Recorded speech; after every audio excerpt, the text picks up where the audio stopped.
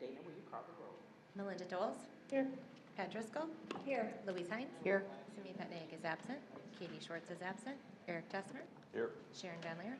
Here. All right, so next we a motion to approve the agenda. So moved. Second. Moved by Louise. Louise and seconded by Pat. All those in favor say aye. Aye. All those opposed, motion carries. The only item action item we have on the agenda is 3.0. And that 3.1 is the approval of a new employee presented this evening by our superintendent, Julie Nielsen. Thank you. Normally, we do not go through the process of having our new employees just called out, but because this is a workshop meeting, we wanted to make sure that the approval for the new Director of Communications, Sean Hogendorf, is approved prior to his start date, which his start date will be November 14th, and our next board meeting is not until the 17th. So this evening, I am bringing forth that recommendation for approval. Sean comes to us after having experience with St. Paul Public Schools as well as Robbinsdale. He has similar training in terms of situation reports and the various platforms that we use. So we feel like he will be a nice, smooth transition from Pepe Barton, who previously served, I should say, who is still serving virtually for a week as our Director of Communications. So I am asking for approval of our new director. Okay. Can I get approval? What is it? Can I get a motion to approve? So moved. Second. Moved by who? Pat. Second by Melinda. Is there any conversation, questions, concerns? All those in favor, say aye. Aye. All opposed? Motion carried. With that, we will move to 4.0 and adjourn the business meeting. Can I get a motion? Do I need a motion? Okay. Moving along, we will begin our regular scheduled workshop meeting. It is Thursday, October 3rd. Thursday, you got October, excuse me. November 3rd, 2022 at 6 p.m. Our first item on the agenda is 1.0, and that is our roll call. Melinda Doles. Here. Pat Driscoll. Here. Louise Hines. Here. Simi Petnaik is absent. Katie Schwartz is absent. Eric Tessner. Sharon Van Leer. Here. Please rise for our Pledge of Allegiance. I pledge allegiance to the flag to the republic for which it stands, one nation, under God, indivisible, with liberty and justice for all. Next, we have the approval of our agenda. Can I get a motion to approve the agenda? Moved by Eric, second by Louise. All those in favor? Aye. All those opposed? Motion carried. Next is 4.0, our workshop items, and 4.1 is our strategic planning update, and that will be given by Julie Nielsen. Thank you. I know that throughout the past month, the board has received updates as well as the community around our strategic planning process. And a reminder, it is that classroom to boardroom strategic planning process. We have met 4 times between June and October. As part of our strategic planning process, we have engaged students, staff, and families in the feedback loop related to what we are calling their daily desired experiences. The daily desired experiences will be the foundation for our strategic plan. Tonight, we have Kristine Roboleski with us from TeamWorks, who is here to provide the board and our community with an update and a summary on our work to date. So Kristine, thank you for joining us. Thank you very much.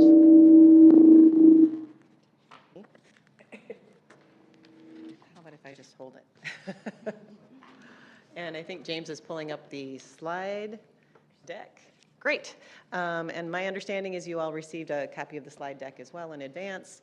And I will just take you through this. As you recall, Dennis and I were with you early on, I think in May, to describe what the process was going to be.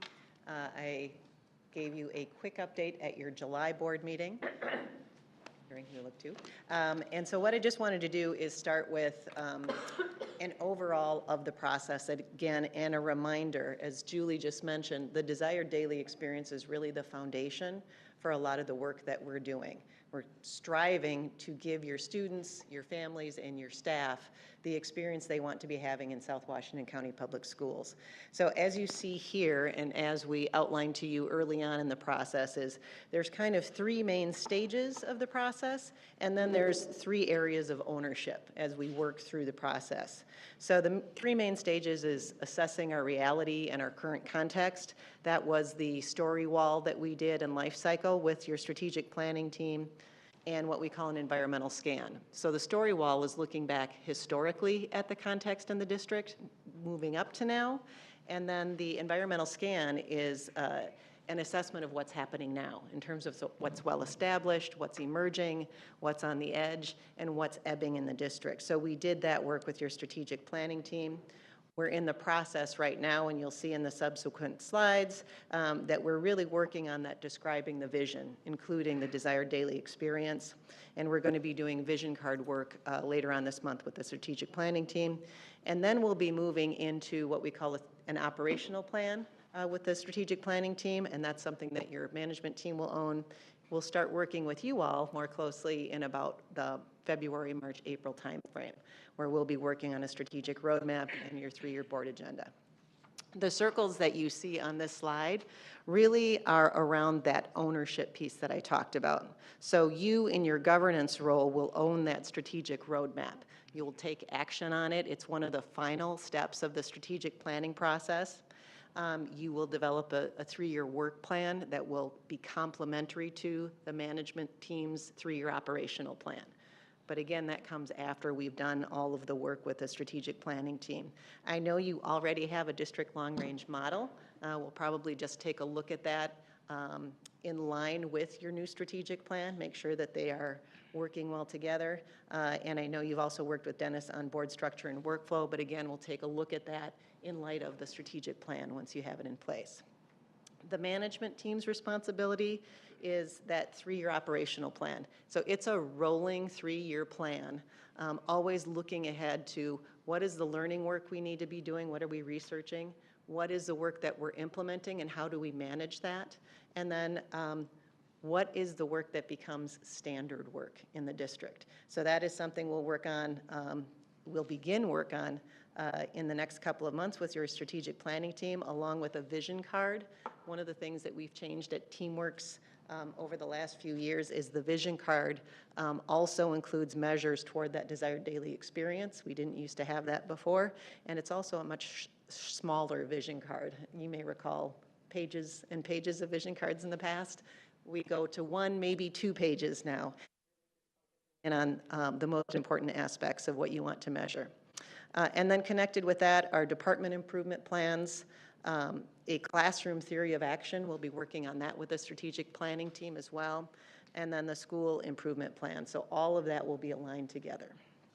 And then the role of consultation is the role that your different interested parties play in the district. So your students, your families, your staff members, beyond the people that are involved in the strategic planning team. So the story wall and environmental scan, you had participation of staff in those sessions. And then with a desired daily experience, we had input on the front end from several groups in May and June, and we're having feedback on the desired daily experience through surveys as well. We will suggest to you strongly that once you have a draft strategic roadmap, you go out and get feedback about the strategic roadmap before you finalize it as a school board as well. So this is just another way to show that ownership piece about the structure of the strategic plan. What are the governance roles? What are the management roles? One distinction here is that you'll see we have included monitoring reports on the vision cards and on implementation of the strategic plan as part of the management work to the school board. So that's something I think you already do, but we would strongly encourage the district to make sure that once you have your strategic plan in place, your new strategic directions, that you're having regular monitoring reports at your board meetings. The timeline, we've been able to stay on track with the timeline. This is the same timeline you saw, I think, back in May. So late spring is when we began, and we were doing the story wall and the environmental scan about the same time that we were gathering input from students, staff, and families. A lot of work with your district pulling those together. And then in late summer and early fall, we started looking more closely at all of those desired daily input descriptions from your students, staff, and families with your strategic planning team, develop those draft descriptions based on all that raw data that we received. And then this month, we'll be working on theory of action, refining those desired daily experiences, and beginning development on the vision card. As we look more into winter, that's where we'll start working on that 3-year operational plan. And then in the springtime, as I mentioned, we'll be working more closely with you and beginning the department and school plans aligned to the district strategic plan. So as I mentioned, some of the work that we've completed to date, from June through October is that historical context with the story wall. We went all the way back to 1987 with your staff. So it was an interesting, fun activity, but it also allowed the strategic planning team to see the trends that really shaped the district moving up to now. And we looked at the environmental scan. All of those reports become part of the foundation for what we're going to be looking at as we develop the operational plan and the strategic roadmap. We've been working on those desired daily experiences, so getting those draft descriptions, and now working toward refining them. And then the last thing that we did just a couple of weeks ago was working with your schools and your departments on what we call strengths and needs. This is something we haven't been doing in years past if you worked with us, but we had just about every school represented, every department represented, really taking a close look and doing a self-assessment on what are the strengths and needs, and then we're going to pull all those together by level and be able to say, how does that fit with what we want to do as a district? How does that fit with those desired daily experiences that we're gathering? Additional work that you've completed, we mentioned the desired daily experiences, the input. We had a survey that your district staff administered between October 6th and 19th, and you can see the student participation numbers, the family participation numbers, and staff participation numbers.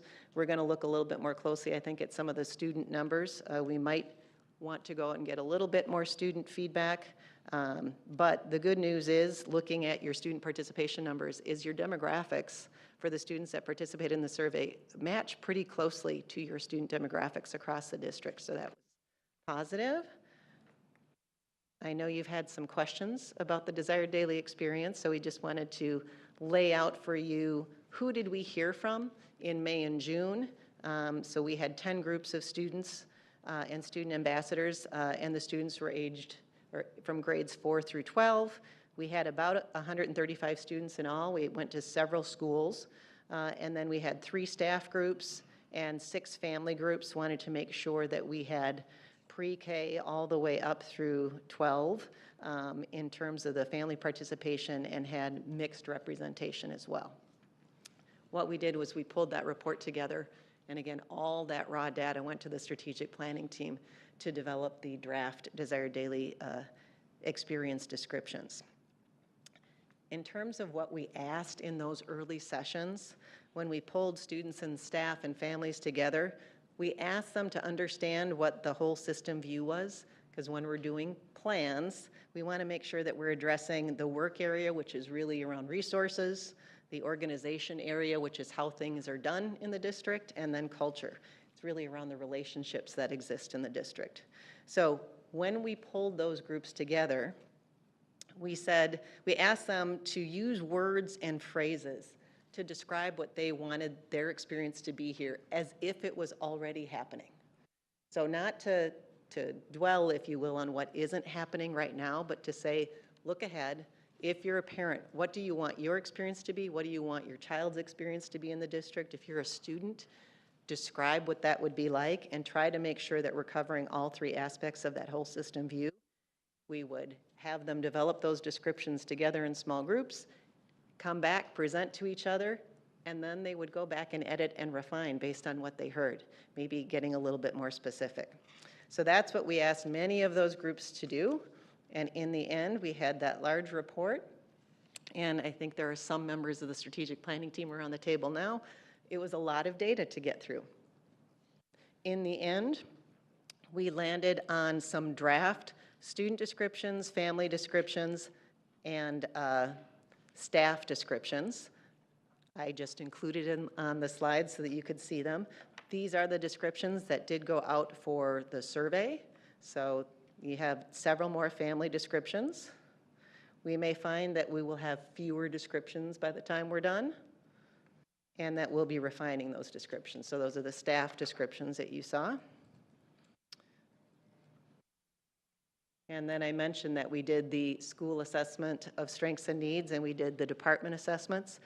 Because we are in the process of making sure that all of those assessments were completed by all of your schools, clarifying information, we do not have all of that information that we're going to be sharing with you tonight, but did want to give you some examples of some of the things that we've heard across the schools. So some of the common strengths that schools identified were that positive connection between staff and students that they're seeing across the district, teamwork and collaboration, a lot of that happening directly at their school level, but also in collaboration with the district, a commitment to equity, and a common theme was really around having student voice raised up more in the district. Some examples of the common needs that were identified by schools, I don't think you're going to be surprised by. Space and facility challenges were referenced quite a bit. The need for more mental health support, especially following on COVID, and then the staffing shortages that we're seeing beyond your district. In terms of what we're seeing with some of those department assessment of strengths and needs, again, just giving you some examples of what we're seeing, and Julie's going to be working with your department leaders to say, how do we make sense of this together? Some examples, again, are that teamwork and collaboration of strengths, flexibility and adaptability. I expect after the last few years that has probably, that experience, that expertise is probably much stronger. The expertise that you have across your different departments and dedication, and then again, some examples of the common needs, staffing, space, and then some desire for either more clarity or continuing improvement on your processes. One of the things that we did in that strengths and needs session also was have your departments hear from schools directly on what the school's perception was of the department strengths and needs. So it gave the department heads to get a sense of what kind of service are we providing to the schools. It was a lively discussion. We did it kind of a World Cafe format. And the superintendent, I think, has an intent of maybe doing that periodically now so that we can have that stronger connection and collaboration. I was going to say it was so lively and so positive that it was something that we thought we should be including when we do school improvement plans and our department improvement plans, because it was really good for our department leaders to hear directly from the staff within our schools. So that was a really positive ending to that session. Yeah, your schools and your departments were really digging deep, looking closely. It was a lot of self-reflection. And then to be able to take all that information and say, what do we have in common across our departments? What do we have in common across our schools? And what's unique? And so upcoming, what's happening as we move forward? I mentioned we're going to be refining that desired daily experience. In your district, we are going to be having your student ambassadors do the next version of refinement for the student experiences. What we're going to do is we're going to give them the original raw data on the student descriptions, and we're going to give them the feedback from the surveys and have them refine those descriptions and not edit, refine, maybe condense those descriptions as well. And then the same thing with parents and families. We're going to be asking your district ambassadors to be doing that work. And then we'll ask the strategic planning team to work on the staff refinement. So that will be happening over the coming weeks. The strategic planning team in November and December are going to do that refinement work in addition to developing a draft theory of action, beginning the draft strategic vision cards, and that 3-year operational plan that I mentioned earlier. And then looking ahead to working with you some more, February and March is where we're really going to be looking at the strategic roadmap and some of the other work that we'll be doing with you. And I think you know from your previous work on strategic planning, that roadmap is really around mission, vision, values, and strategic directions. And all of that will come up from the work that we will have been doing with the strategic planning team. As we look ahead, and I mentioned that operational plan, our strategic growth and change framework is what we will be using when we work with a strategic planning team. And that's where I mentioned we're going to make sure that we're looking at what are the initiatives that you currently have in the district, but also what are the initiatives that you need to accomplish what you hope to accomplish with the strategic plan. And how do you stage implementation given your capacity within the district, given what you want to be able to do, but also not do too much. And in implementation, that's what I mentioned, we have the learning work, the implementation work, and the standard work that we do in the district. We also ask the team to identify what needs to leave the district in order for you to accomplish success with all those initiatives. There's one more thing that we have changed probably since some members of your administrative team have done strategic planning with us, and that is we take a much closer look at what we call standard work.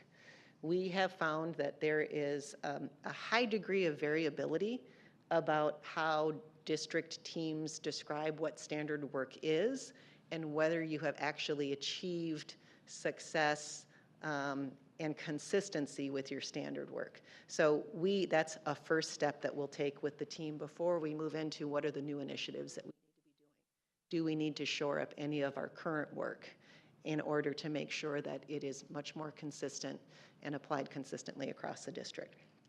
So that's a preview of things to come. It's a look at what we've accomplished so far.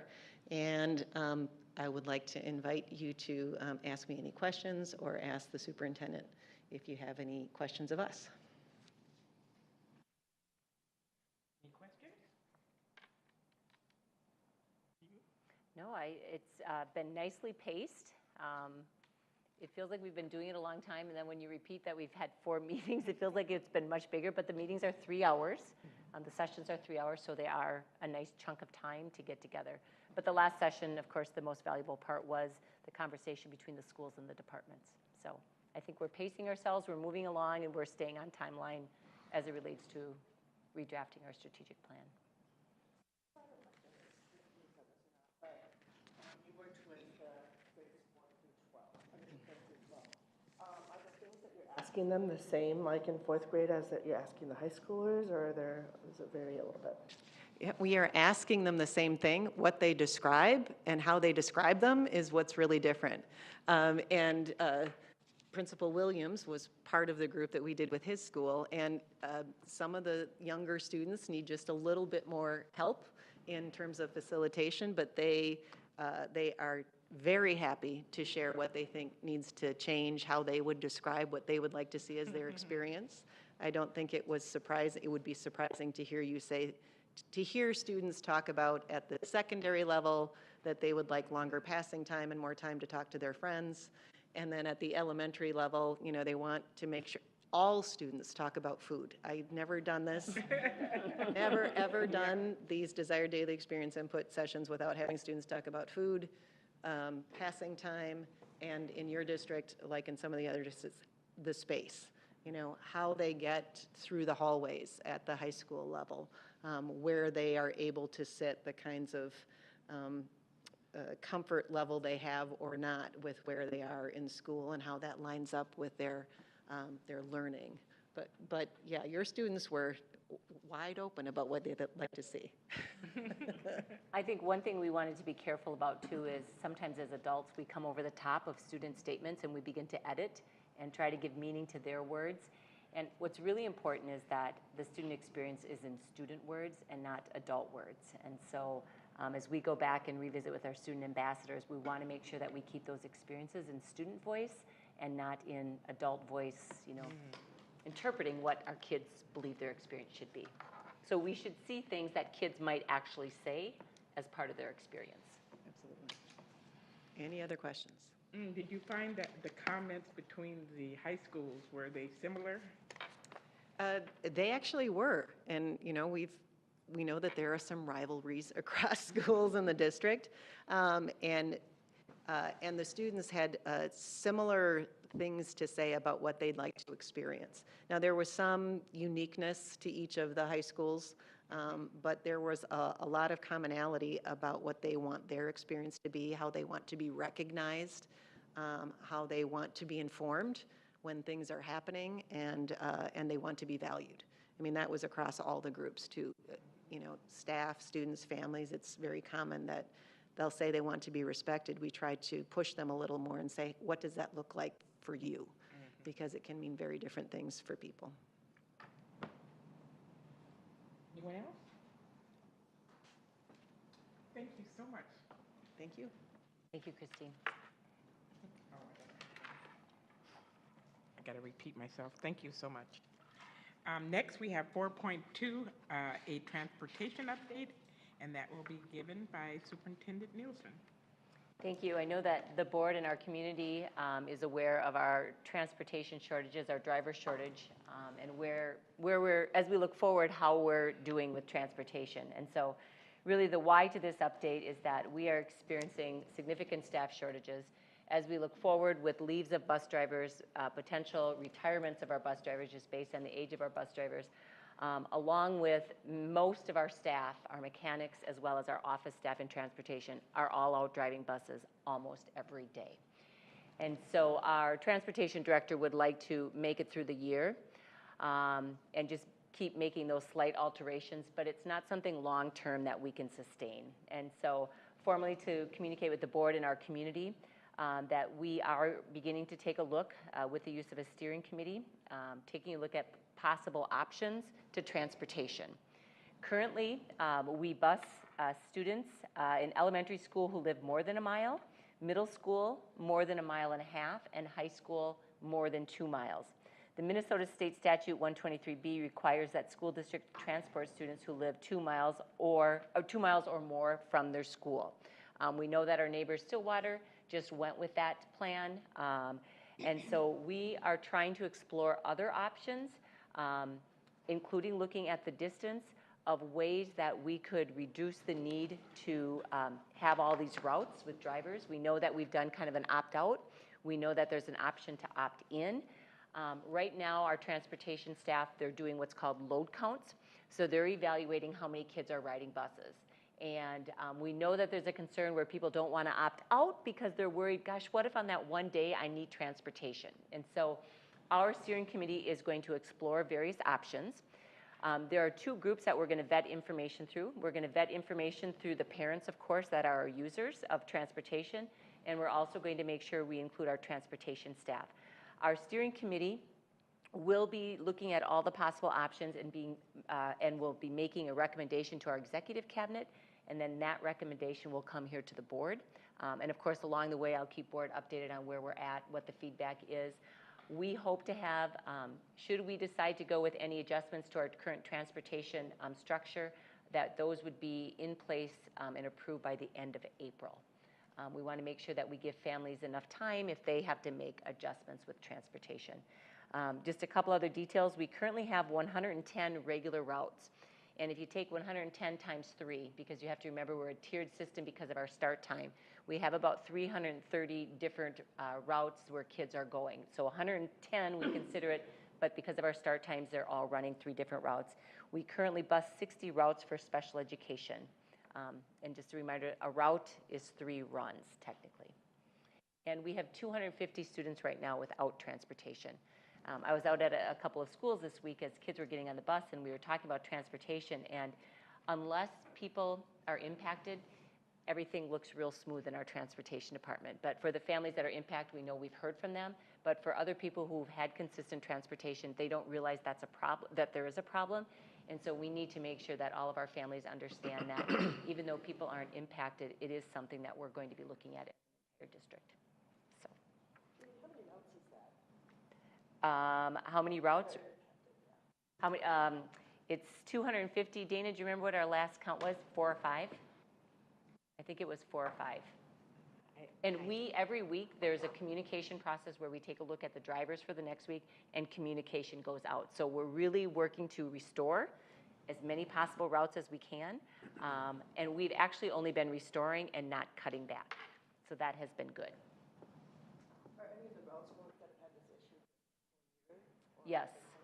Yes.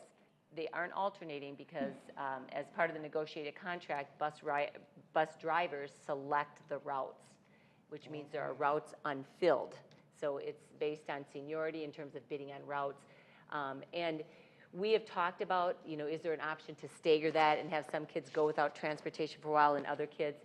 But we also talked a lot about student safety. And when we have different bus drivers going and running a couple of routes, and now we're asking bus drivers to change routes and get to know kids, it's a lot of inconsistency. And so one of the big concerns in doing that was around safety.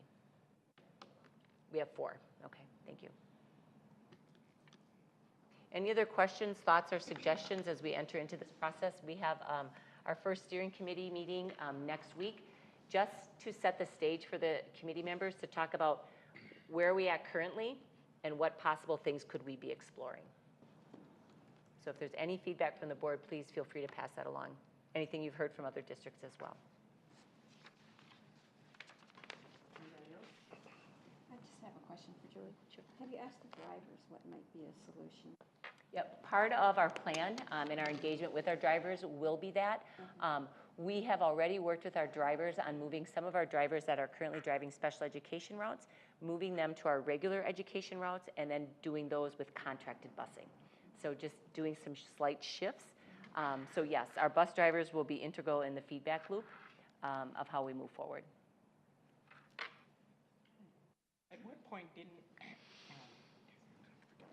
At one point, I think the board talked about contracting a bus. It wasn't that quite expensive?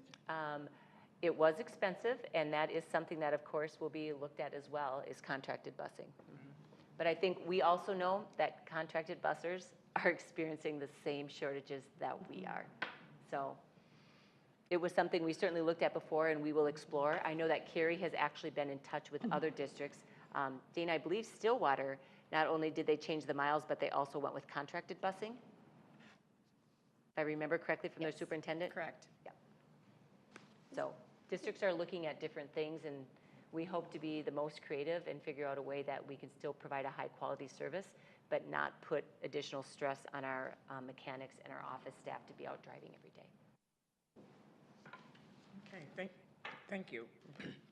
Next is 4.3, and that is the world's best workforce and achievement and integration that will be introduced by Kristine Schaefer, Assistant Superintendent. All right. Tonight, I'd like to introduce a few of our directors who will present the world's best workforce goals and data, along with our achievement integration plan and goals. So as you know, legislation requires that school districts and charter schools submit an annual summary report to MDE, and tonight they'll present some of that information to you. So first, I'd like to introduce Dr. Mao Tao Jacobson, Director of Program Evaluation, Research and Assessment. She will talk through our world's best workforce plan and share some of that data. Next, James McGee, our Director of Diversity, Equity, and Inclusion, will present goals and data around our achievement and integration plan. Also with us tonight is Joyce Beard, Early Childhood Family Services Manager, Arthur Williams, Director of Elementary Teaching and Learning, and Dr. Tia Clayson, Director of Secondary Teaching and Learning, and they each will be sharing strategies and programming taking place in our district to support students. So with that, I'll hand it over to Dr. Mao Tao Jacobson. Thanks, Kristine. So I'm going to start us off. I'm going to go through what the world's best workforce is. So it is a state-mandated reporting.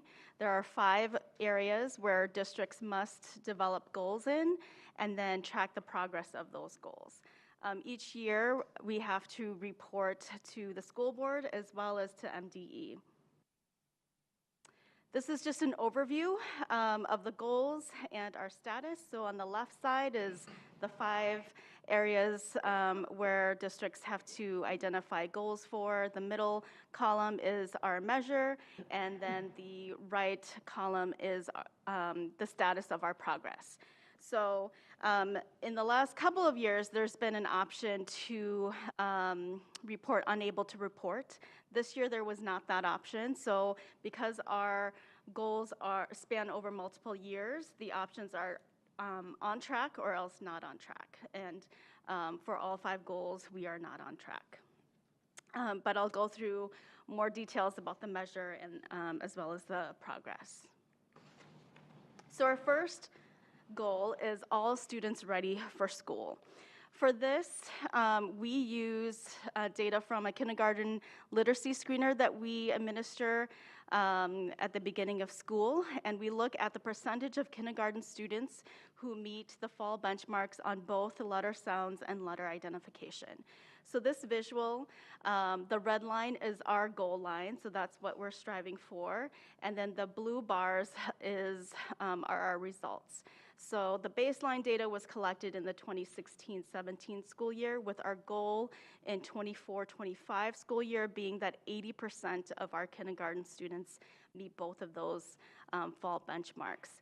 For the 21-22 school year, our target was 74%.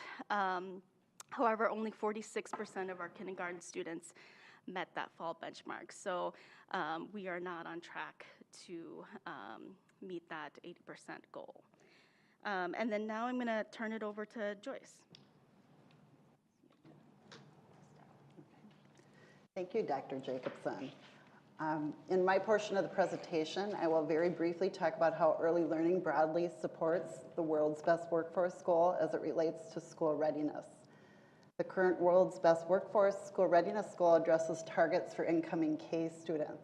The strategies and programming in the next 2 slides are a broad brushstroke of the support the district early learning program areas provide to support the World's Best Workforce Goal.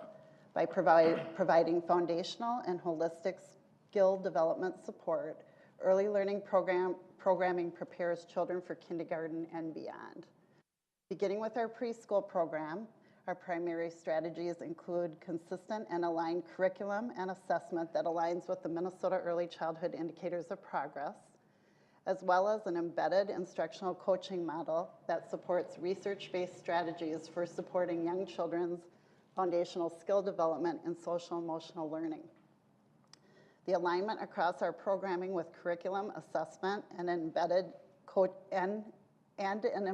coaching model provides a foundation of content, process, and norms for professional collaboration. It also serves to create a shared vision toward creating high-quality, developmentally based learning opportunities for young children. The TS Gold assessment utilized across our programs provides an authentic system of assessing child outcomes. Our preschool data consistently shows a large portion of the children we serve demonstrating large gains within a program year. The data on this slide shows the percentage of 4-year-olds within the meets or exceeds level by spring of 2021-22 with a sampling of the 53 indicators measured. The indicators show the percentage of children who met or exceeded skills in letter naming and letter sounds, as well as those social emotional indicators required by MDE by spring.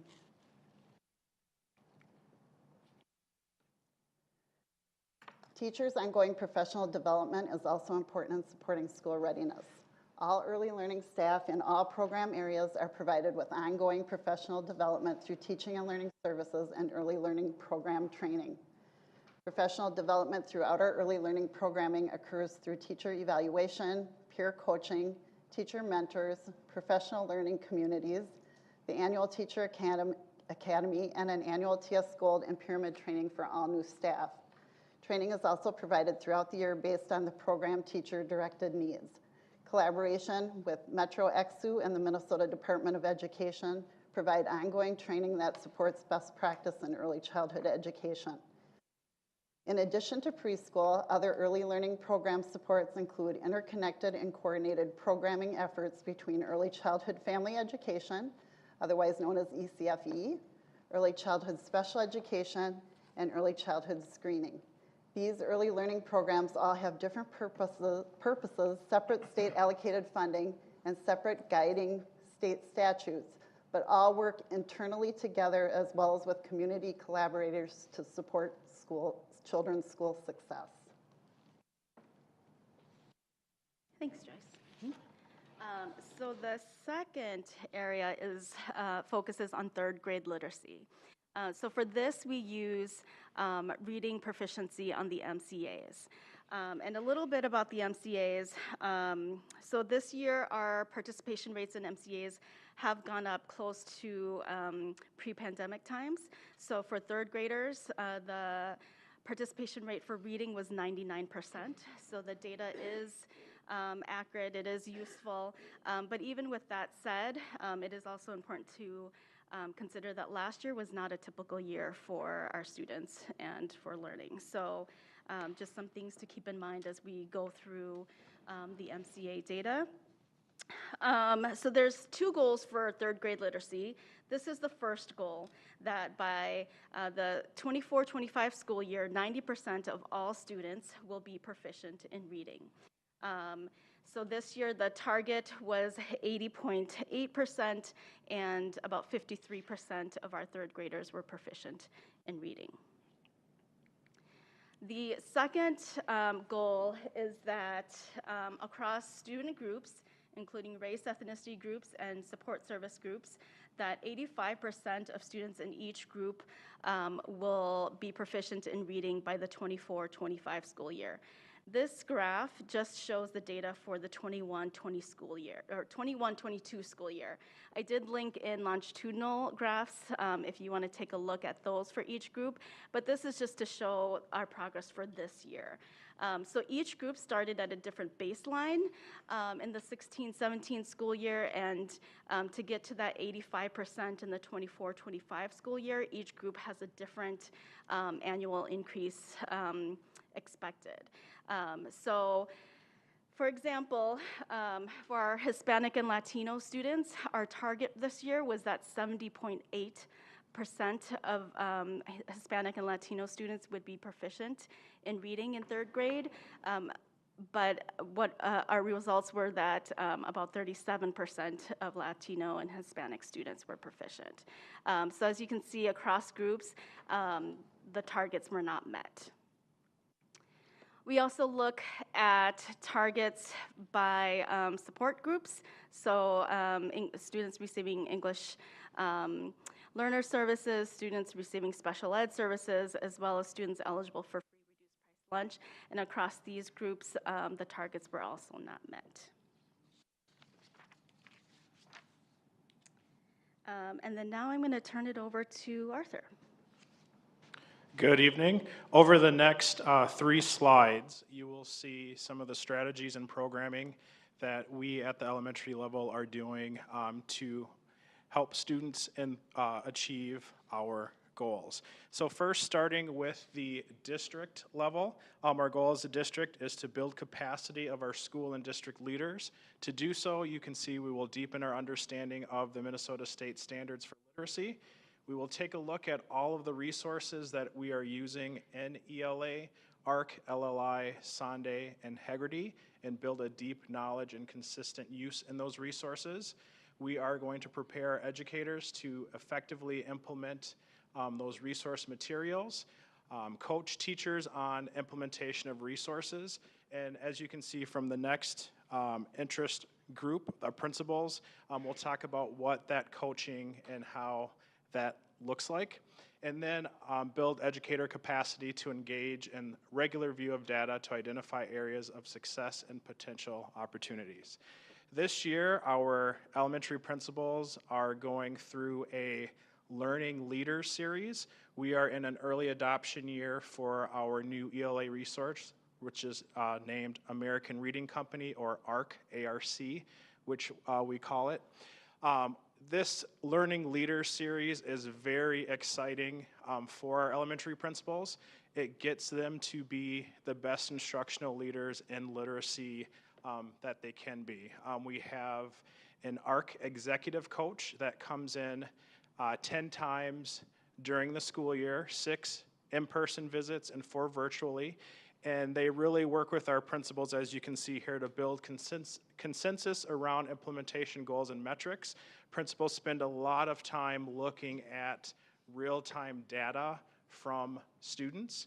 And by looking at that data, they can examine the existing systems and infrastructure and then help implement and scale change. And then principals are learning how teachers collect that data, and then they are making that real time data-based decisions.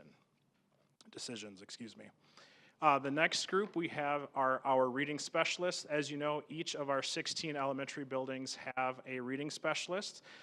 With the principals going through the learning leader lab, the reading specialists are going through a learning laboratory. Like the principals, they have 10 visits with an ARC executive coach, 6 in person, 4 virtual. And what we are doing with the reading specialists is really making them be the leaders in our building to work with the teachers on the implementation of our new reading resource. So as a reading specialist, they are going to meet with the intervention team and classroom teachers, instruct small group interventions, coach and work alongside and train teachers, and attend PLCs to review data and monitor student progress, as well as help incorporate high leverage strategies that teachers will use into their daily practice. Along with the reading specialists, we have reading interventionists, and the reading interventionists are going to work with and provide direct instruction to students identified as needing extra support for reading in a small group setting. Along with the reading specialists, assess the progress of students on a regular basis and provide consistency to develop a student's full acquisition of knowledge, skills, and concepts and attitudes towards literacy. Next, we go on to our classroom teachers. And with our classroom teachers, they are getting the job embedded PD with on-site visits through our ARC coaches, and that takes place like with the reading specialists and principals 10 times a year.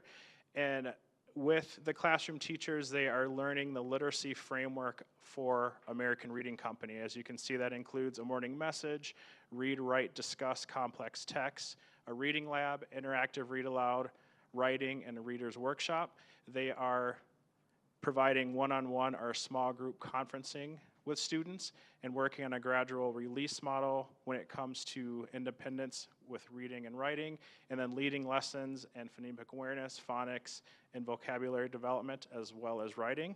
And what's most exciting is our students, they are engaging in independent reading and interacting in text at their independent and instructional reading levels. And this has just been a really great few months of learning that we've had with our American Reading Company coaches, and it's really fun to see. Today, in fact, the reading specialist had a coach visit from our executive coach over at Crestview, and our 16 reading specialists were able to meet with groups of students in 3rd, 4th, and 5th grade and do a levels check on their reading level and just the conversations that they're having with students and hearing students share their favorite texts and what they like about reading and how they see themselves as a reader has been very powerful for all involved. I will now turn it back over to Dr. Mao. So this leads us to our third area, which is close achievement gaps. So for this area, there's also multiple goals. So it is to close achievement gaps in both math and reading. So across all students, the goal for the 24-25 school year is that 90% of students are proficient in math and reading. And then across groups, it is again 85% of students who are proficient in math and reading. And those, that 90% and 85% goals, those align with the Minnesota ESSA plan. So it is also statewide goals. For this slide, what the visual is showing is for math proficiency for this year. So the red bars, again, are the targets for this year, and then the blue bars are our results. And across groups, none of the targets were met across racial and ethnicity groups. This is the data across service groups, and again here, none of the targets were met.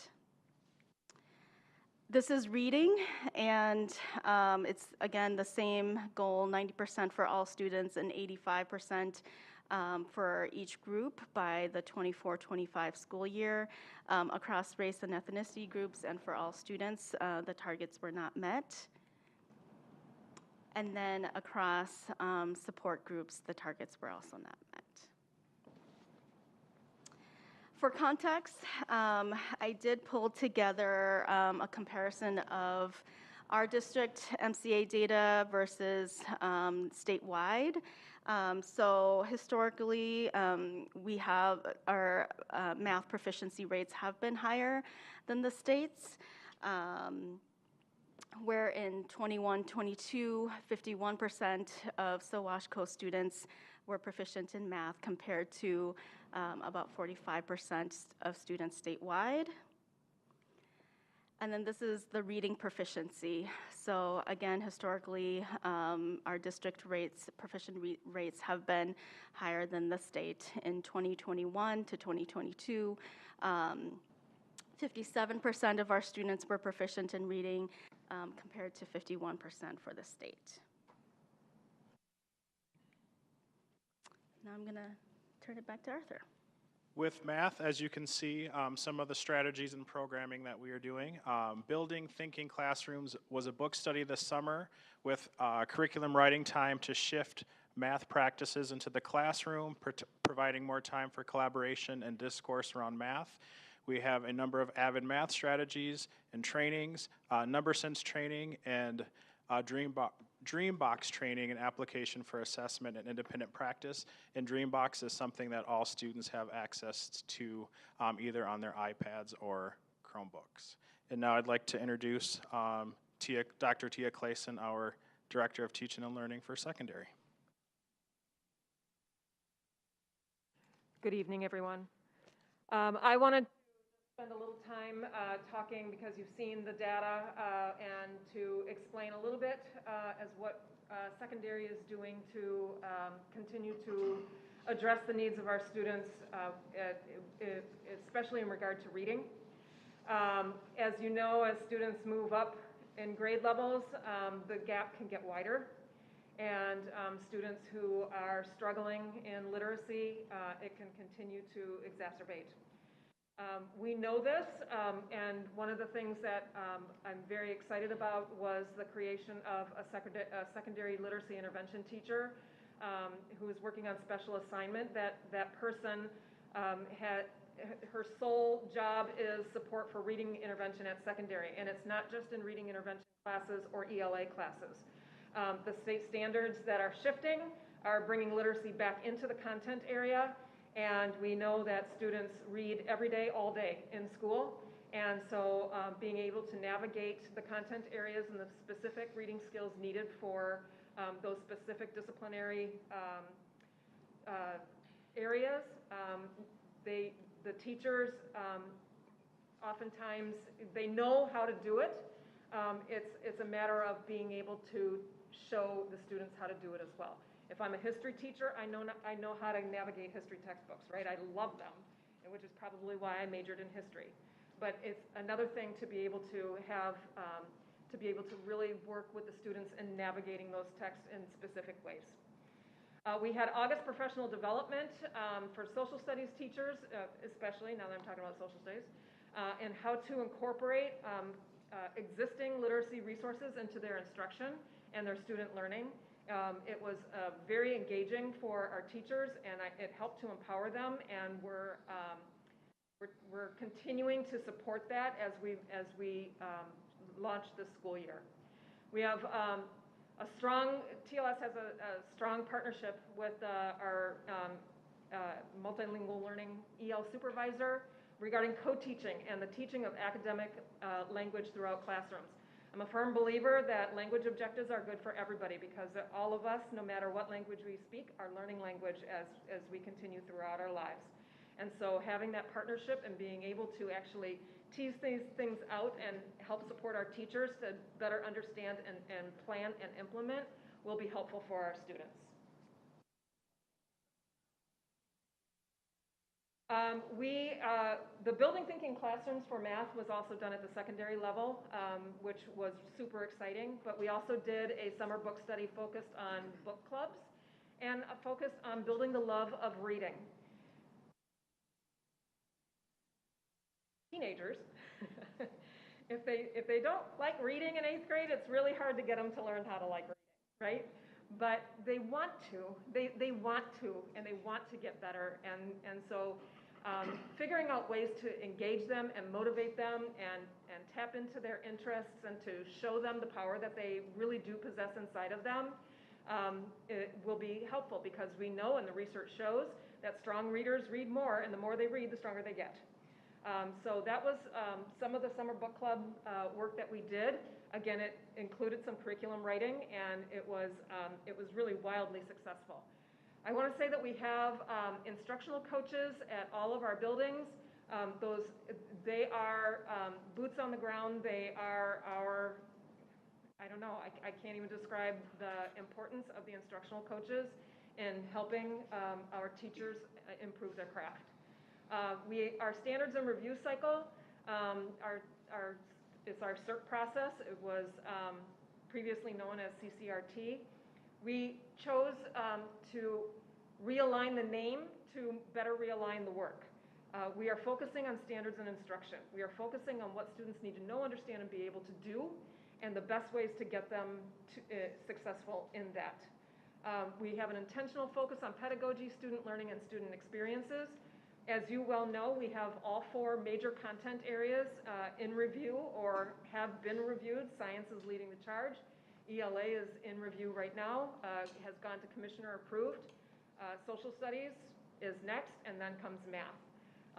One of the things that I wanted to say about that is in previous standards iterations from the state of Minnesota, literacy in the content areas was brought under the English language arts umbrella. That is no longer the case. Disciplinary literacy is back in the discipline, and so it is incumbent upon us to support our teachers and to continue to help them build their craft. AVID is now under the Teaching and Learning Services umbrella. We're working very closely with Molly Lester. I'm learning a lot about AVID, and it's great. And one of the things that we are really focused on is bringing the AVID Wicker strategies school-wide, so that when I go into a chemistry classroom, or I walk into a 8th grade math classroom, I see these, writing and inquiry and collaboration and reading strategies in play in the classrooms.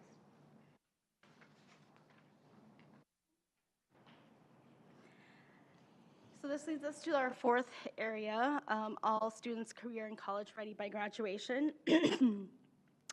For this area, we use data that we get from the ACT. So the measure is the percentage of students meeting the ACT reading benchmark of 22. And it is state mandated that districts provide a college entrance exam for grade 11. And we do administer the ACT, so it aligns with the data that we have. But this data in particular is from the ACT profile reports that we get from ACT. And when this work started, there was a goal set from 2016 to 2020. And so this year we had to reestablish that goal. Thank you. One second.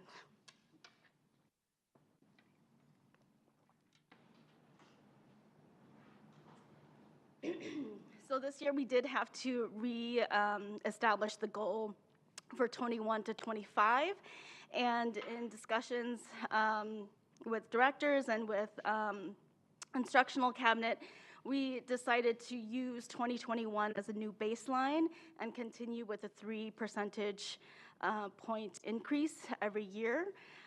Just thinking through the last couple years of the pandemic, but also changes in post-secondary institutions waiving ACT scores.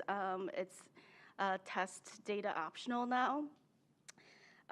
So for this year, our target was 54% of students in the graduating cohort of 2022 meeting the reading benchmark, and we had 50% of students that cohort who met the benchmark.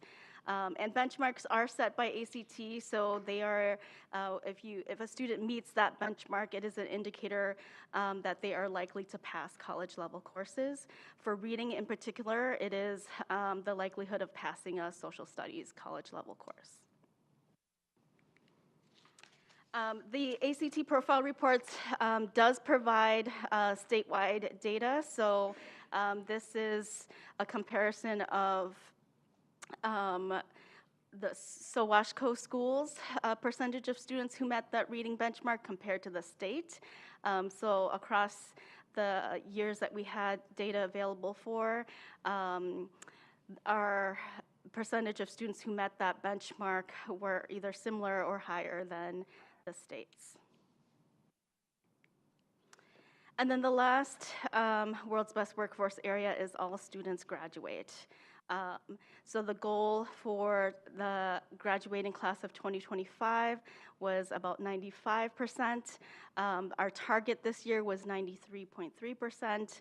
And for the graduating class of 2021, 92% of students graduated. So we were close, but not quite there. Now there was also, I did include a comparison to the state as well. So across the last 5 years, SoWashCo Schools has had a higher 4-year graduation rate compared to statewide. Then now it's back to Tia. So some of the things that we're looking at for the goal of all students graduating, some of the strategies and programming. We have time during the school day for students to receive additional support from their teachers in order to pass classes.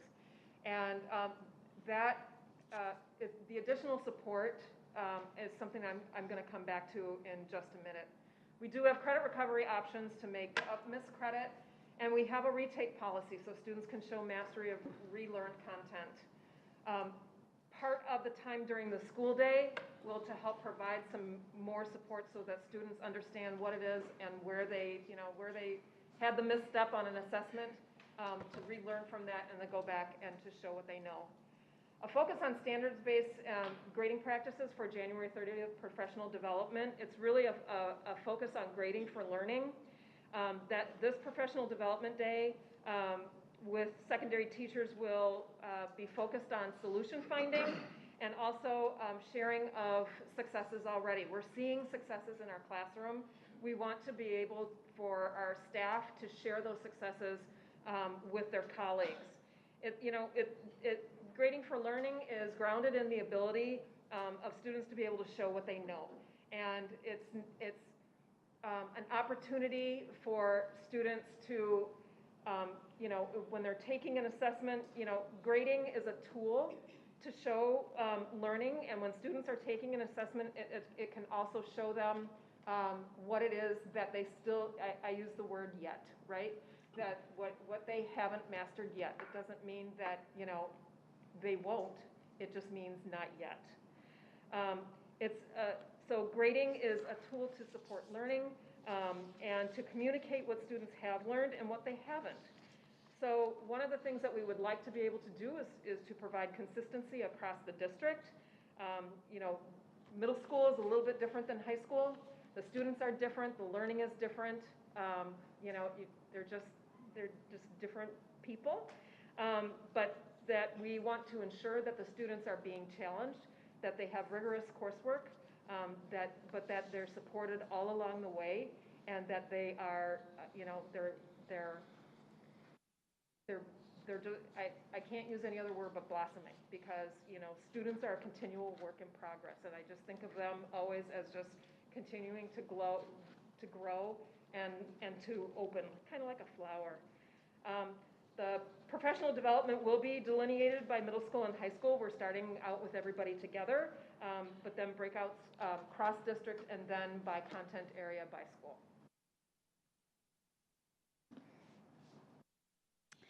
So that covers all of the 5 goals for the world's best workforce, and here's what comes next. So it is required for us to submit a combined world's best workforce and achievement integration report to NDE. So I'll do that before the deadline, which is in December. It is also required that we post that report on our website, so it will be posted on the assessment and grading website. Another requirement is that we engage our community in the results and getting feedback. So my department runs a district data and assessment committee. We have a meeting coming up in December, which I will present this work to and get feedback from them.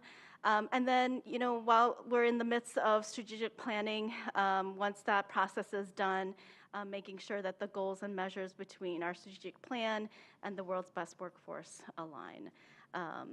So that concludes the presentation for the world's best workforce, and I'm going to turn it over to James. All right, to begin, I'm going to give you all a moment to read the definition. This is from Statute 124D.861 regarding achievement and integration in Minnesota. So I'll give you a moment to read that, and then I'll provide some context.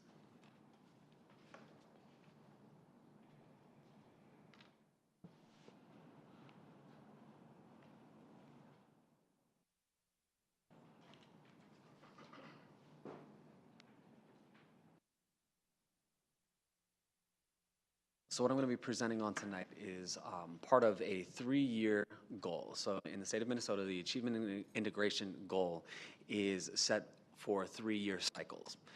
The goals that we're going to review tonight were set and adopted by the school board in the state in 2020 for the 2020-21 school year. And next fall, we'll be reporting on the last year of these goals. This spring, the spring of 2023, we will be approving the next 3-year cycle for the Achievement and Integration Plan for our school district. I want to just clarify some terms. So I'm the Director of Diversity, Equity, and Inclusion. I oversee the Achievement and Integration Plan and the responsibilities of it. These terms are not synonymous. However, the goals and intent of these acronyms are still the same. So in 2020, we set the initial goals, 5 initial goals. First being students that meet one of the school readiness risk factors will have a pre-kindergarten experience prior to enrolling in kindergarten. Second goal, increasing the percentage of racially diverse students succeeding in advanced courses. Decreasing the out-of-school suspension rates for Black and Latino students over the 3-year period. Increasing the number of non-white or BIPOC qualified effective teachers over the 3-year span. And then a professional development goal that 100% of our employees will receive at least 3 opportunities to engage in culturally proficient professional development each year.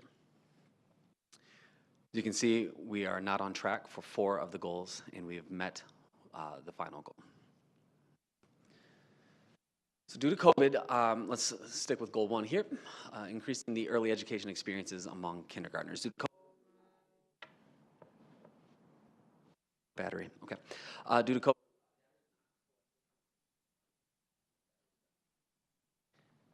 there we go. Data was not collected in school year 2020-21. As you remember, the fall of 2020 was the first fall after the pandemic had started. And so because of distance learning, because of the interruptions to our regularly scheduled programming, data was not collected that fall. So while the baseline was supposed to be collected that fall, the true baseline was then collected in the fall of 2021, last year. Once again, not a typical school year as we understand it. However, this was the first time we were able to get a baseline read for the early education experiences among our kindergartners. Because we weren't able to collect that baseline goal, we're not able to show now growth or lack of growth or steadiness toward that or against that baseline. That was what will be reported in the fall of 22 or fall of 23 next year.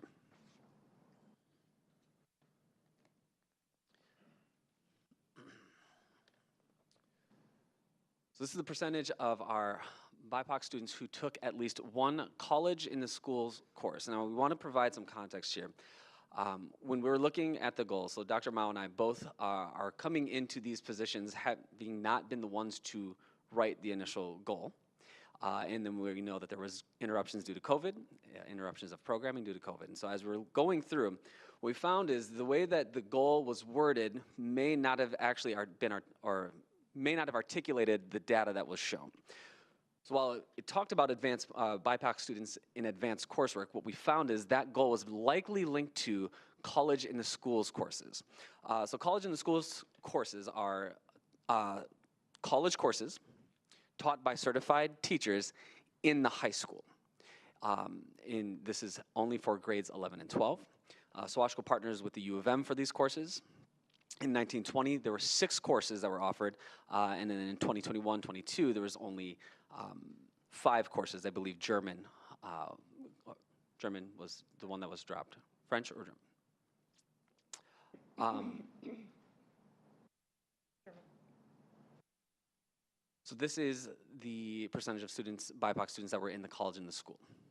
We did think it was important, though, to also then show how many of our BIPOC students by race or ethnicity were able to participate in advanced coursework, which would include AP, college in the school, PSEO, International Baccalaureate, or IB.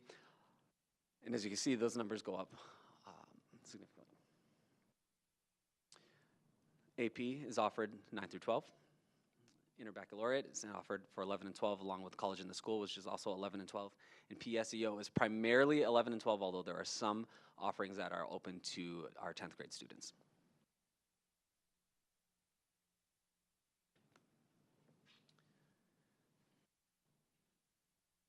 As we look at our comparison, if we go by that measure then of all of our advanced coursework, AP, college in the school, IB, and PSEO, we broke it down then by the percentage of students by race or ethnicity in the student population versus students that were participating in that coursework. And as you can see, across our racial and ethnic groups, there seems to be equal representation compared to the population of students.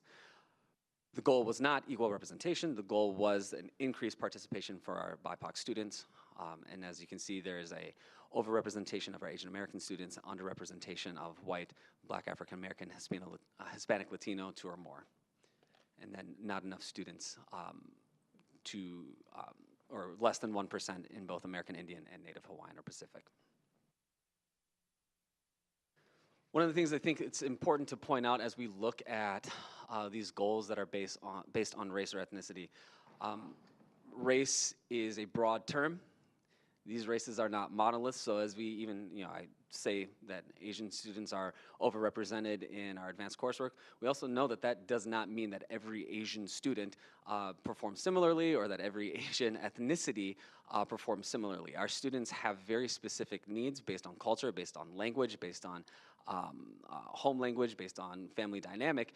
And so these are broad categories. However, we do not think that, and we do not operate as if any one of these race or ethnicity groups is one monolith and that they all require the exact same type of programming or teaching strategies.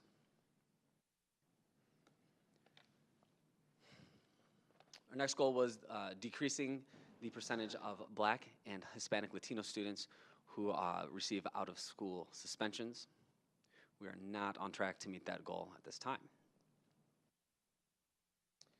In 21-22, 37% of the students who received an out-of-school suspension were Black and or Hispanic Latino.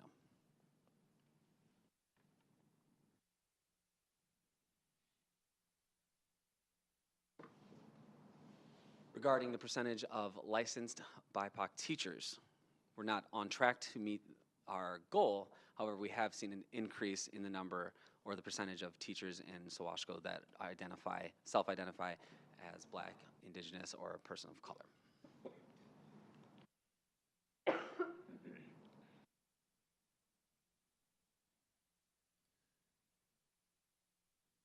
The goal that we did meet, the goal of having all employees, this is not just teaching staff, this is all instructional and non-instructional staff, would have the opportunity to participate in at least 3 trainings regarding cultural proficient school systems. Across the years, this is something that we've been able to consistently provide for our staff, is that type of programming. Even during the pandemic, when we were virtual, we were able to offer virtual, asynchronous, or on-demand opportunities for all of our employee groups. and we've had a number of them in person. Our teaching groups specifically get a number of culturally proficient training opportunities, both at sites and district-wide.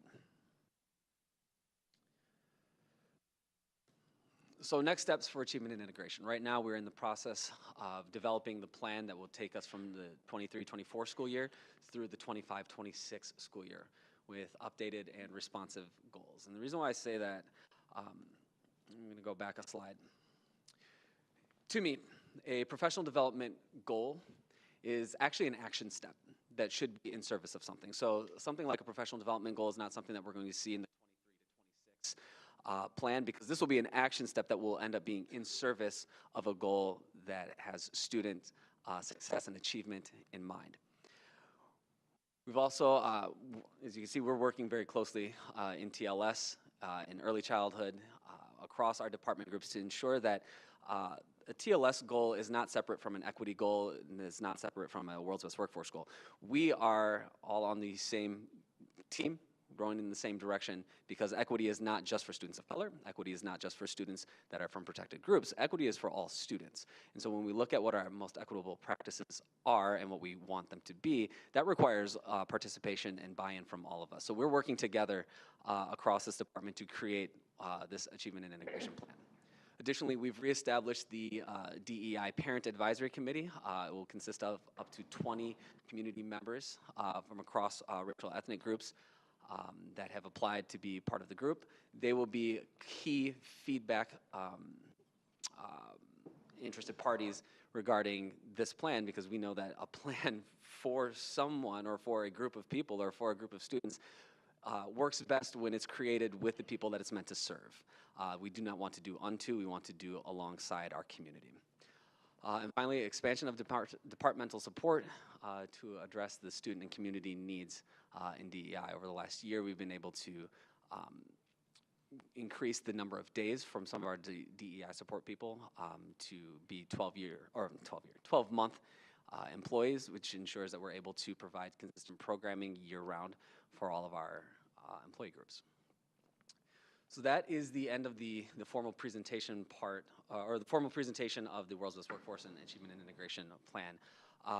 Because it's a workshop, I believe we can take questions. If you have questions, we're all here and we will answer what we can. If there's things that we can't answer, we will definitely take note, because we want to get you, we don't want to speculate on things, but we want to get you the most accurate information that we can. So I guess at this time we'll open up to questions.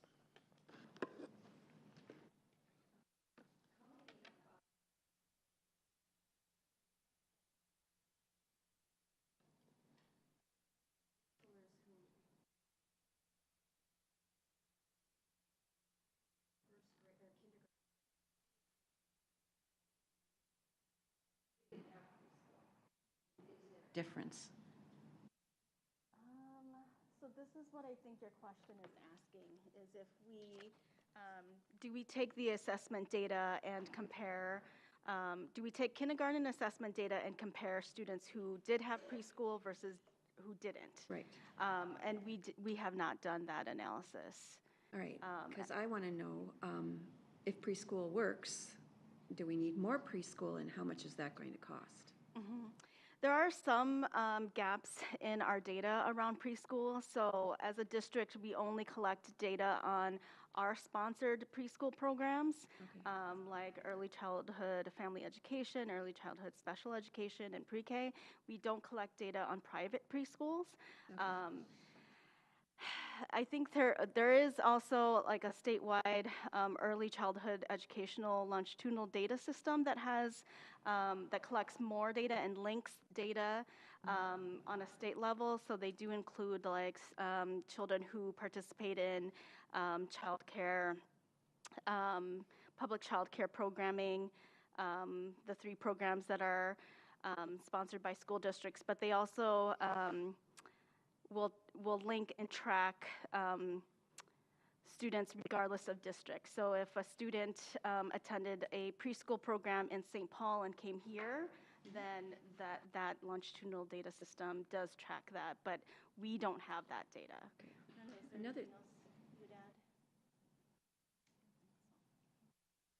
Another thing, do we have any students who attended Head Start? who attend Head Start? That we don't know because we don't collect data from Head Start. Okay. We don't have data from Head Start. Because I'd like to know if Head Start kids who start who instead of preschool, they go to Head Start, if those kids are doing better than the kids who attended preschool. I would just say that we do collaborate with Head Start, and we actually, our coaching model, we work with Head Start. So I don't know about the data piece, but I do know that we work pretty closely with our local Head Start. Okay. Yeah. Another question I have about reading is, if we have so many students who don't read, how many minutes are we spending teaching reading? I mean, we have like over half of our kids not reading at grade level, right? Yeah, I can answer that question Okay. for you. All of our elementary classrooms, our teachers are the literacy block. It's 100 each day, and that, as you saw from my slides, that includes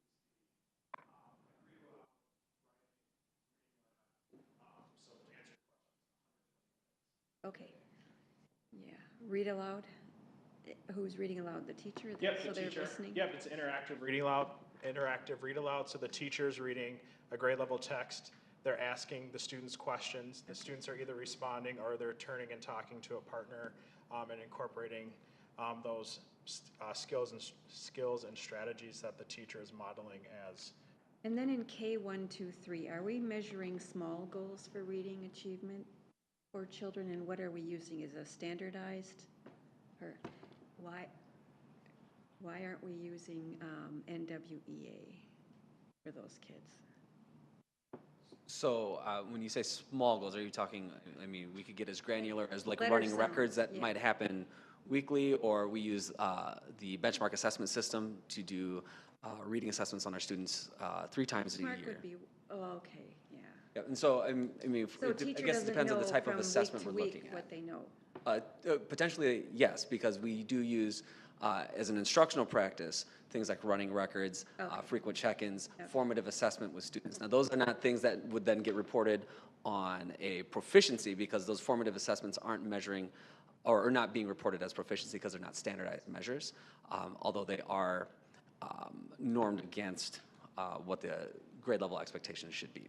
And one of the things in our new American Reading Company resource that we're using, each level that a student is, they take an ERLA and they're given a level, and each level has entry requirements and exit requirements that are specific to that child's independent reading level. So teachers meet one-on-one or in small groups in conference with those students based on those entry and exit requirements. Perfect. And how far up does that grade system go? Right now, we are in our district using American Reading Company for our K through 5 classrooms. So if a child in 5th grade isn't reading at grade level, and it comes time for social studies or science, do they have to read the grade level text, or are they given an option or another option? Yep, so I just brought this as an example. It's our ERLA, our Independent Reading Level Assessment. And so, and the levels are based on color. So if I'm a 5th grade student and I'm reading, let's say, at a 2R level, which is below grade level, 2R has specific entry and exit requirements. And then there are toolkit lessons that go along. So let's say they're missing something in phonics. So as a teacher, let's say I have Tia in class and Tia's missing something with phonics, I can go to the 2R toolkit and pull out lessons that will help. Okay, but what about the science lesson? Does the student have to struggle through the 5th grade science book? With science, we are using our new Discovery Ed, and that is, I can come back, I'll write that question down and get specific answers for you. Any other class that they have to read in that's above their grade level, you know, if it's at grade level, but they're reading down here, that child would be really, really frustrated and not like school and potentially drop out. That's my concern. So are we providing for that too? And if we aren't, I want to know, because I want to know how much money you're going to need.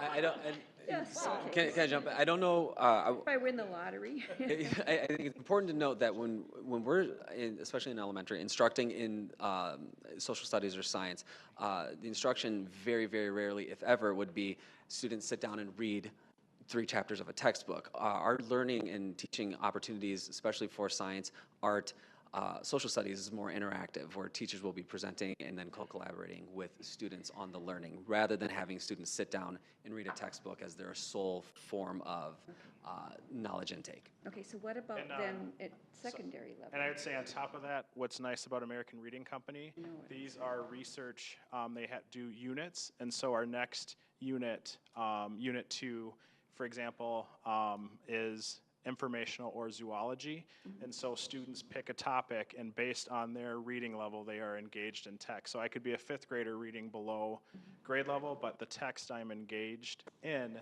will be at my independent reading level based on where I'm very happy you picked that program. I looked at it, and it's wonderful. Yeah, I think you did a great job with that. Tia, I'm wondering, would you mind talking a little bit about Newsella and how that adapts then to secondary instruction?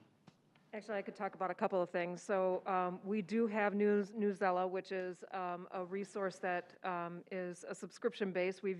It's used quite widely in ELA, but one of the things when I was talking about the August professional development, that we worked with our social studies teachers on how to use that more effectively in their classrooms, because it will actually, in that situation, it's less about teaching them how to read the text as it is about them getting the content.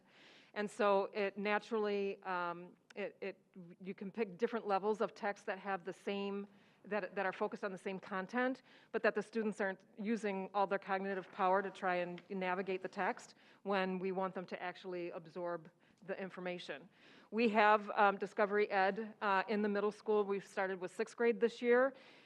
Much of our science and social studies in the middle school as well is pretty hands-on, pretty integrated.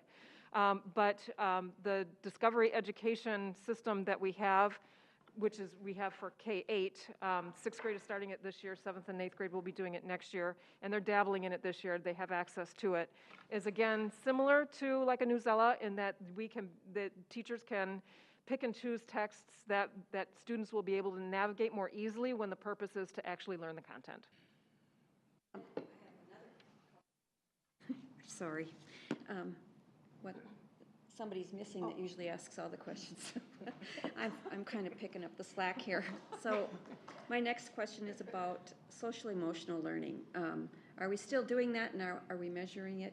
I mean, do we have enough staff so that every child has a person they can go to and talk to, or are we understaffed?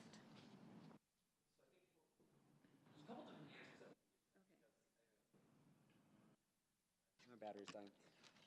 If the question is, do we have a social emotional curriculum resource that's being used K-12 across the district, the answer is no, not at this time. And I don't know that that is necessarily the direction that we're meant to go. What we do know is our cultural competency training and then our instructional strategies that are solidified in AVID, in culturally and linguistically responsive teaching. Our instructional coaches, like all of our teacher leaders, are trained in socially and emotionally affirming practices, both for adults and for students. So we have some of our elementary sites that are using programming called conscious discipline, which is really about mindset toward learning, mindset that helps eliminate deficit thinking about students. But it goes beyond just lessons where we are articulating social emotional learning skills.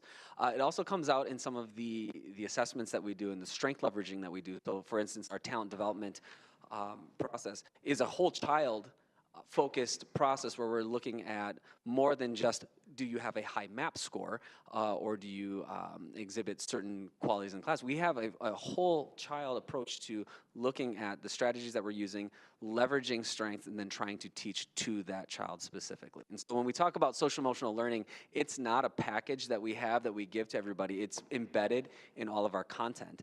Then beyond that, some sites have adopted some specific explicit social emotional learning resources like Second Step, Conscious Discipline, Responsive Classroom, things that have been around for a long time and things that are more cutting edge to articulate specific skills that we want students to be able to know and be able to do.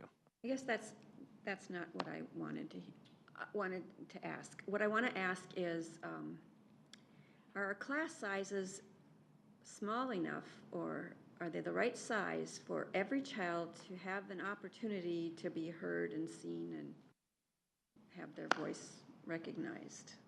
Or are they too large? I think that my standard response would be that we could always have smaller class sizes, but we need to really think about and evaluate the scope of us providing services. When we look at our elementary schools, our average class size K-5 is approximately 24.5 students. It's really tough to tell families when they're sitting in a class of 30 or 32, why 24.5? How can you tell me 24.5 is the average? Well, I can tell you that because, number one, kids do not come in nice packages of 24.5. Number two, we are staffing across 16 elementary schools ranging in size from 240 to 800. There is no way that there's ever going to be a perfect example. Now, if I talk to any elementary teacher and they had 24 kids, they'd probably be revved up. This is great and fantastic. But in some sites, we're talking about 28, 30, 33, and that's when it gets difficult to make sure every student is getting the attention that they need. And it really depends upon the makeup of the class, right? We all know that depending upon the needs within any class. I think the great thing about our schools is the reliance isn't just on the classroom teachers. We have other supports that come in that support. They come into the classroom. Students may have additional support outside of the classroom. And that's really how we've been able to maintain those relationships and connections with other people, but not just solely the classroom teacher. And I think when we think about it, it really is everyone's responsibility.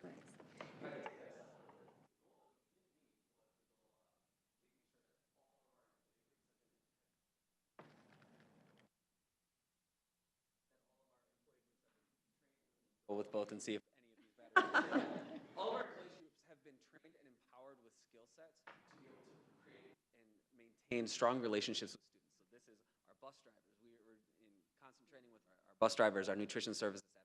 We have empowered all of our staff to be somebody that is a connection or a connection point with students. So when we talk about social emotional learning, it goes far beyond any one curriculum resource that we may or may not adopt. It's our cultural competency training is intended to ensure that all of our staff are empowered to create connections with students.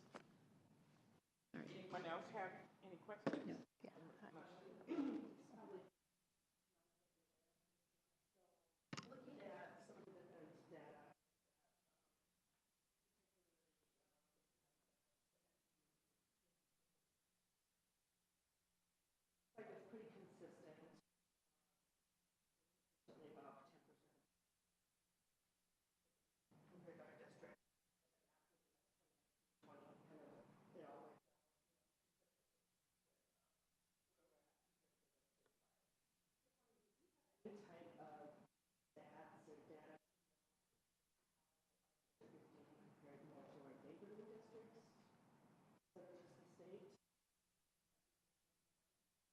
Yeah, so MCA data is publicly available on the Minnesota Report Card website, and you can choose and compare multiple districts. We haven't gathered that data yet, but that's something that can be done through the Minnesota Report Card. Yeah. Louise? Yeah, I'm hearing some really great things about the ARC resources. So I had a couple questions about that. Certainly with teachers, it takes time to become familiar with the framework and to be proficient with the framework. So I saw supports in terms of district, da-da-da-da-da. What I didn't see was the instructional coaches, as opposed to like the reading interventionists and such. Is there something with the instructional coaches that will help support our teachers as well? Yeah, the instructional coaches have had a session with our ARC executive coach as well. And the instructional coaches went through that same training on the 6 components of the literacy block that our elementary principals and that our reading specialists went through. And I'm in the process of working with our ARC executive coach to provide more training for our instructional coaches so that way they can support teachers with American Reading Company. What I think might also be important to point out with that is our instructional coaches, while we want them trained in the things that are happening in the classroom, whether it's ARC, Dreambox, Newsella, the programming that we're going through right now for our instructional coaches is cognitive coaching, which is a facilitative type of coaching where the coach does not come in as a content expert that is meant to raise the level of a struggling teacher. Rather, we are looking for teachers who are seeking to grow.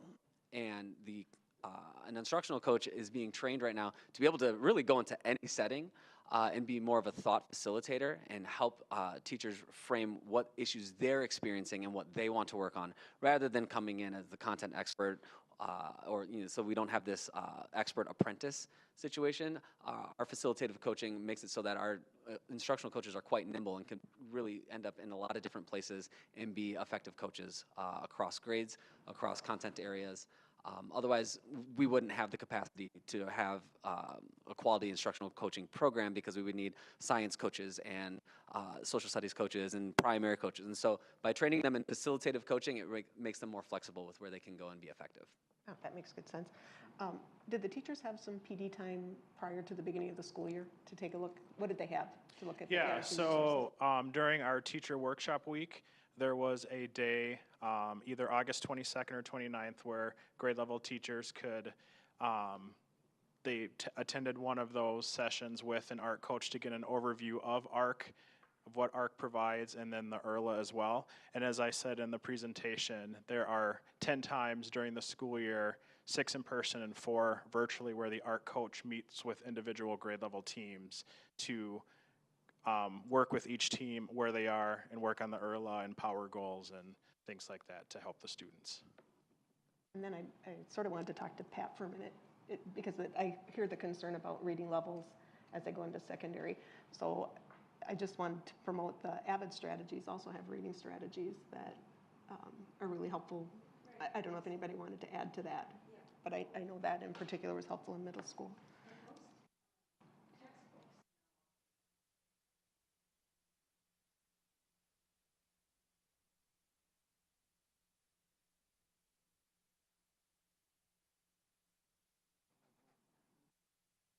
And I will say, for American Reading Company, one of the things that students have to engage in that independent instructional text, they have what's called an ARC bookshelf. So they have a wide variety of books at their instructional and independent level that they can access at home through the iPad or the Chromebook.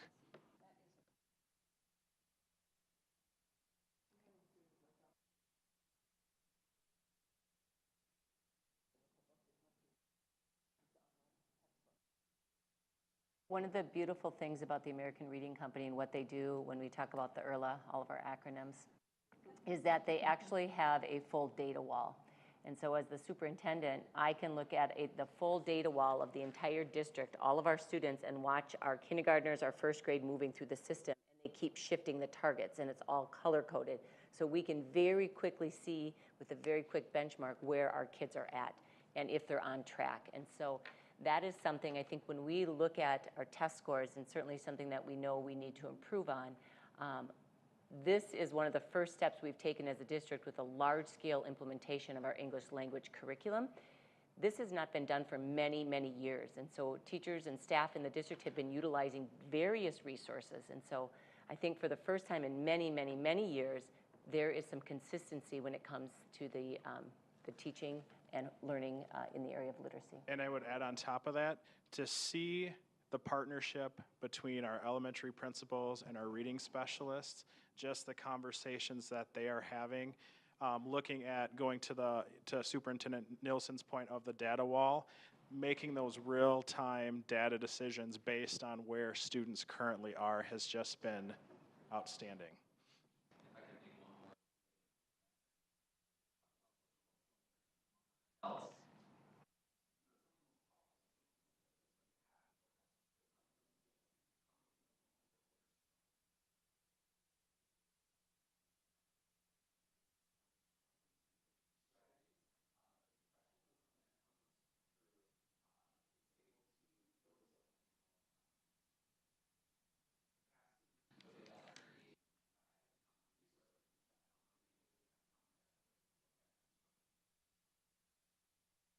And then one last thing, I just wanted to put in a promotional plug for the MCTN conference. The author of Building Thinking Math Classrooms is doing the symposium on Thursday, and he's the keynote for Friday, Saturday. Thank you, Louise. Yeah. Eric, you have anything? Okay.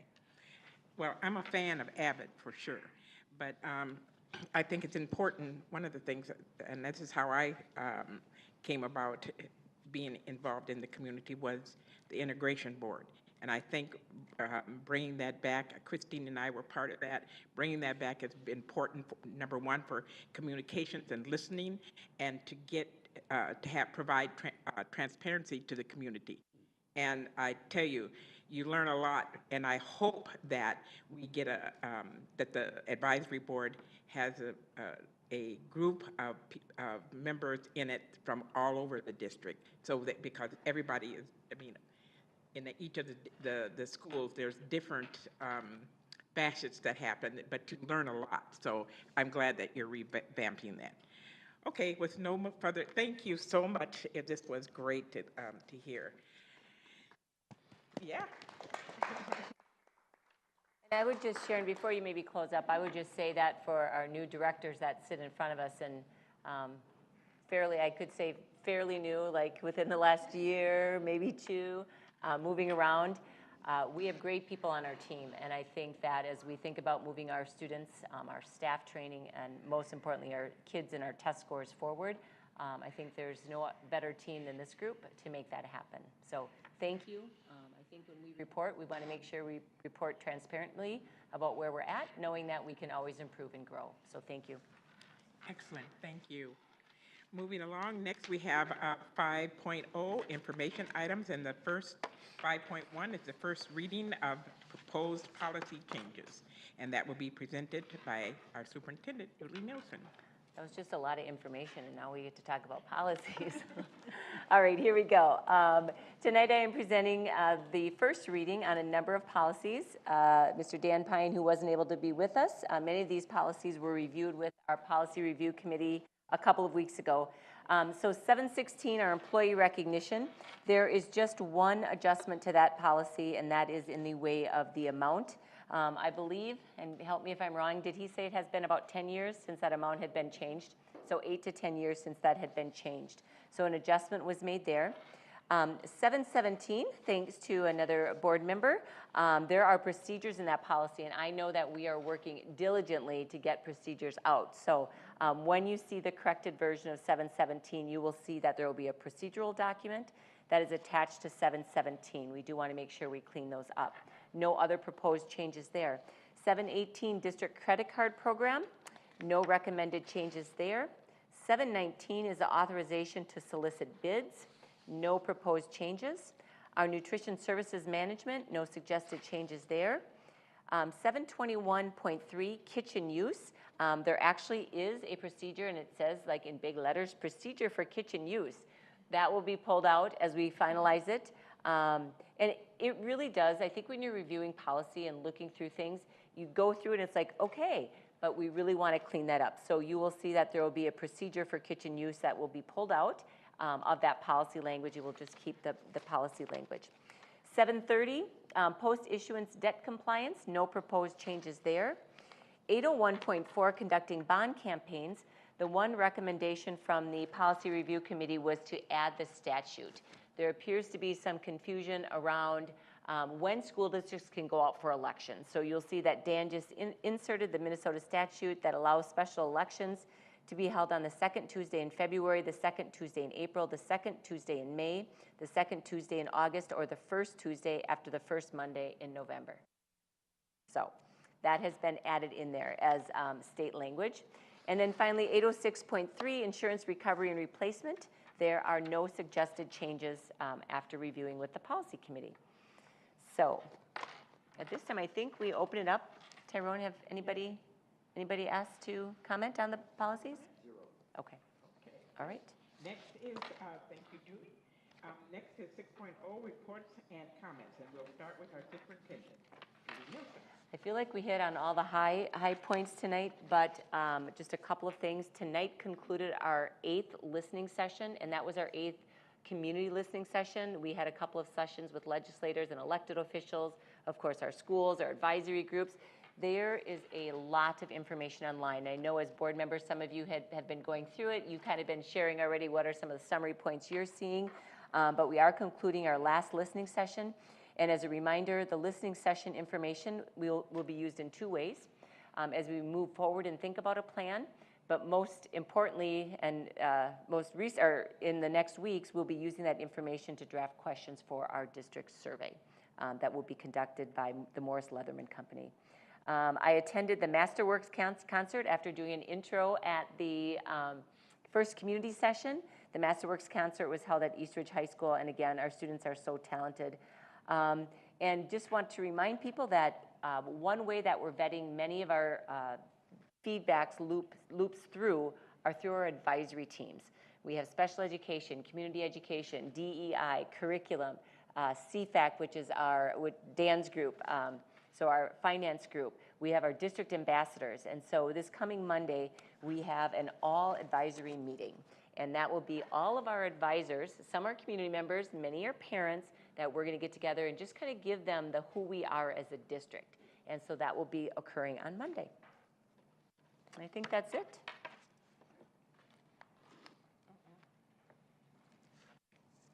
Well, mine quit working.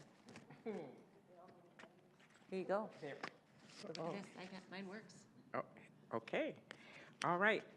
Next, I'd like the reports this evening to stick to your committee report. So, Melinda, 916. Nothing really big with 916 other than the going to negotiations with Kara, just like we have here, but also working on a board self-evaluation, we just recently did here as well. Okay. Pat, AMDS. AMDS meets tomorrow morning at 7 o'clock, 7:30. So, and I went to the last one, and it was just amazing. I still have that book I bought for Jim. Get it to you. I forgot it. Evan's project. Okay. Louise, do you have a committee report? The ambassadors met at a really exceptional, I thought, what are you hearing out in the community session? There's some new ambassadors on there, and it was just a really, really good mix. Things from CFAC you saw here. Okay, thanks. Eric? I have nothing. I'm on ambassadors with Louise. So. Okay. All right, thanks. And I'm on SoWashCo Cares, and I think the play starts tomorrow is it at Woodbury or Eastridge? I think Woodbury starts this week and Eastridge the next 2 weeks, so. Legally Blonde, so if anybody wants to go to those. Anything goes. Anything goes. Okay. Yeah, okay. Well, if be sure to support the schools, so go to the play. Okay. This thing feels weird holding this thing. Okay. 7.0 are our future meeting dates. The next meeting will be a business meeting on Thursday, November 17th, 2022. And we'll have another business meeting on Thursday, December 15th, 2022. And both of these meetings will be held at 6 p.m. here at the District Service Center. This puts us at 8.0, and we are adjourned.